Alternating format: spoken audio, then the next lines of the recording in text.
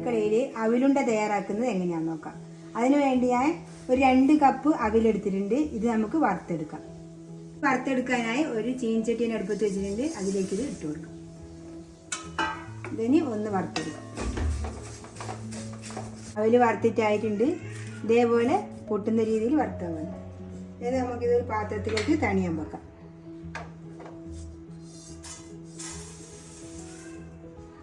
ഇനി ഇതേ പാത്രത്തിൽ വെള്ളം ഉരുക്കാൻ വെക്കാം.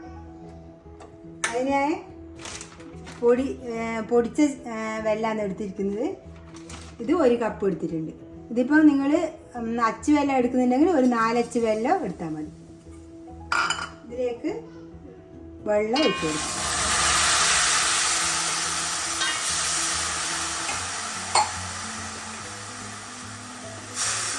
ഇതൊന്ന് ഉരുകി വരട്ടെ.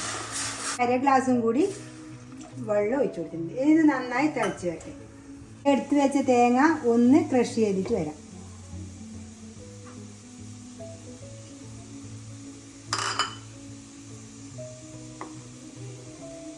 ഒന്ന് ക്രഷ് ചെയ്തെടുത്തിട്ടുണ്ട്.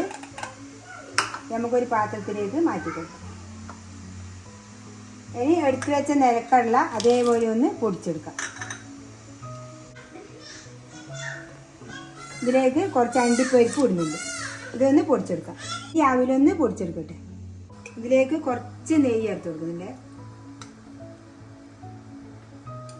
കൂടുതലൊന്നും വേണ്ട, കുറച്ച് മതി. ഇനി ഈ കടല പൊടിച്ചത്, കടല നല്ലോണം ഒന്നും പൊടിയണ്ട, കുറച്ചൊന്ന് പൊടിഞ്ഞാൽ മതി. ഇതിലേക്ക് ഇട്ട് കൊടുക്കുന്നുണ്ട്.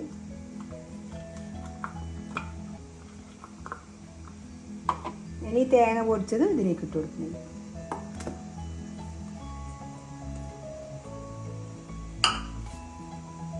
ചേർക്കുന്നത് ഏലക്ക പൊടിച്ചതാണ്. ഇത് ഞാൻ നല്ലോണം കഴുകി വെയിലത്തിട്ട് ഉണക്കി പൊടിച്ച ഏലക്കയാണ്. അത് ഇട്ട് വെക്കാം.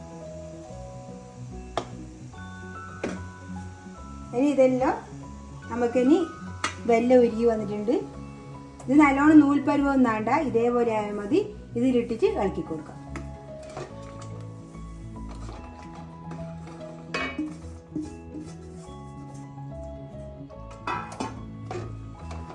ഇതൊന്ന് നല്ലോണം കുറുകി വരും.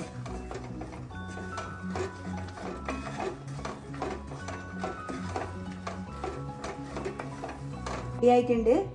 നമുക്കൊരു പാത്രത്തിലേക്ക് മാറ്റി കൊടുക്കാം. ഇത് തണിയട്ടെ. കുറച്ച് തണിഞ്ഞിട്ടുണ്ട്.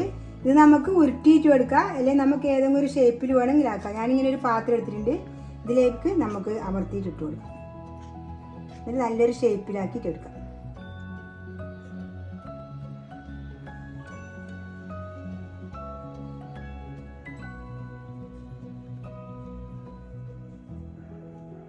ഇതേപോലെ നല്ല ഷേപ്പാക്കി നമുക്ക് എടുക്കാം. എന്നിട്ട് നമുക്കൊരു പാത്രത്തിലേക്ക് മുട്ടിക്കൊടുക്കാം. ഇതേപോലെ മുഴുവനാക്കി എടുക്കാം. അങ്ങനെ നമ്മളെ അവിലൊരു ഈ ഷേപ്പിൽ ഞാൻ എടുത്തിട്ടുണ്ട്. നിങ്ങൾക്ക് ഉരുട്ടിയിട്ട് വേണമെങ്കിൽ അങ്ങനെ വേണമെങ്കിൽ വെക്കാം. പിന്നെ ഞാനിത് ചെയ്യുന്ന സമയത്ത് ഒരു നുള്ളു ഉപ്പിട്ടിട്ടുണ്ടായിരുന്നു. അത് കാണിക്കാൻ വിട്ടുപോയതാണ്, മധുരം ബാലൻസ് ചെയ്യാൻ വേണ്ടിയിട്ട്. ഇത് നല്ല ടേസ്റ്റാണ്. നമ്മുടെ മക്കൾക്കെല്ലാം ഇതേപോലെ ഒന്ന് ഉണ്ടാക്കി കൊടുക്കുക. എൻ്റെ വീഡിയോ ഇഷ്ടപ്പെട്ടെങ്കിൽ ലൈക്ക് ചെയ്യുക, ഷെയർ ചെയ്യുക, സബ്സ്ക്രൈബ് ചെയ്യുക.